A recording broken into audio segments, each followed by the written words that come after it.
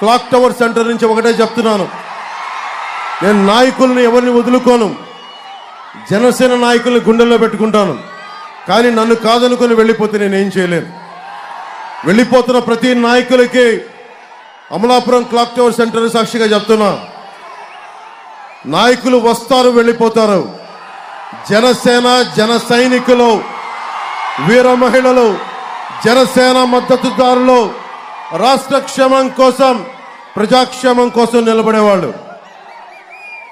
పోయినసారి కూడా వైసీపీ ప్రభుత్వం మన సినిమాలను ఆపేసి ఒకటే చెప్పాను, మనల్ని ఎవరు ఆపేదని చెప్పి